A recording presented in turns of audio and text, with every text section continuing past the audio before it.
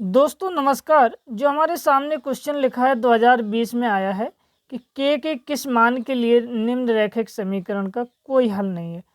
पहला समीकरण है 3x प्लस के बाई, इसका मैंने पक्षांतर कर लिया तो माइनस के वन इक्वल टू 0, और 2k माइनस के वन x और k माइनस वन बाई, इसका भी पक्षांतर कर लिया तो माइनस के 2k plus one equal to 0।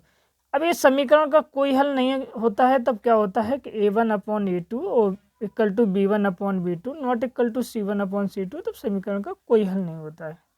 तो मैं इसलिए इन समीकरण जो 1 और 2 है इसकी तुलना a1x b1y c1 बराबर 0, a2x b2y c2 बराबर 0 से करते हैं। तो x का गुणांक a1, x का गुणांक 3, तो a1 बराबर 3, और y का गुणांक b1 यानी कि y का गुणांक 1, तो b1 बराबर 1, और अचर पद c1, अचर पद माइनस के 1, तो इसलिए c1 माइनस 1। इसी प्रकार a2 बराबर 2k माइनस 1 और b2 बराबर k माइनस 1, अचर पद माइनस के 2k प्लस 1। हम जानते हैं कि ए वाले इस वाली इक्वेशन में रख देते हैं, इसलिए इन दो में रखते हैं। ये तो बराबर नहीं है अचर पद, इसलिए इनमें रखते हैं a1/a2, a1 की वैल्यू 3, a2 की वैल्यू 2k माइनस 1, और b1 की वैल्यू 1 और b2 की वैल्यू k माइनस 1, इनका रखते हैं, क्रॉस मल्टीप्लिकेशन करते हैं।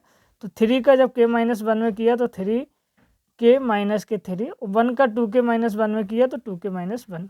k को एक तरफ कर लेते हैं और अंकों के एक तरफ, तो 3k 2k को इधर गए तो माइनस के 2k, और माइनस के 1 a माइनस के 3 तो इधर आए तो प्लस के हो गए।